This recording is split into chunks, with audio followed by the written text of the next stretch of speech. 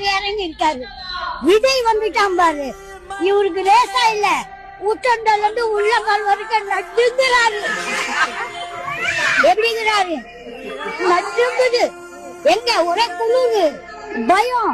எப்ப பாரு விஜய விமர்சிக்கிறதுக்கு இவருக்கு என்ன அருகத தகுதி இருக்கு? அவன் வரான் வரல, உனக்கு அது தேவையில்லை. இப்ப நான் கூட நாளைக்கு எங்க வேணாலும் வரலாம். வசதி வாய்ப்பு அது அப்பாயப்பட்டது.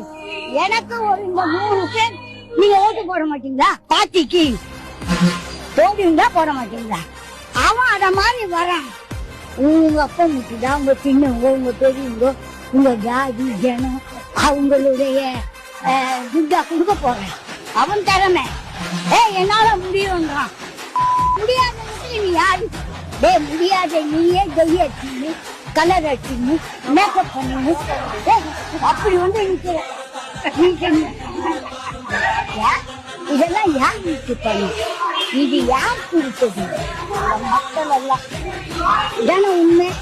விஜய நீ ஏன் விமர்சிக்கிற? திறமையா ஒரு புள்ள வருது.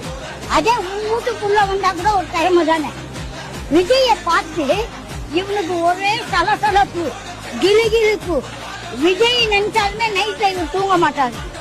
இவங்க குடும்பம் விஜய் என்னைக்கு வந்தாங்களோ அதுல இருந்து இவங்க தூங்கல.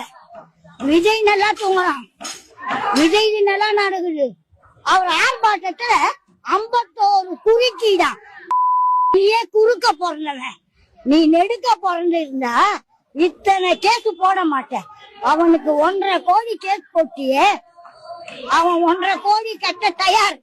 ஆனா நீ எத்தனை கோடி தின்ன அதுக்கெல்லாம் கணக்கு இருக்கான்னா, உனக்கு, உங்க அப்பனுக்கு, உங்க சித்தப்பனுக்கு, உங்க தம்பிங்களுக்கு, உங்க மொத்த பேர்கிட்ட இருக்கிற கணக்கை நீங்க ஒரு நாளாவது காட்டி இருப்பீங்களா?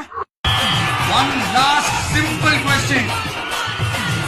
விஜய் நம்புறீங்களா, ஸ்டாலின் சார் நம்புறீங்களா? அவ்வளவுதான், முடிஞ்சு போச்சு. கதம் கதம்.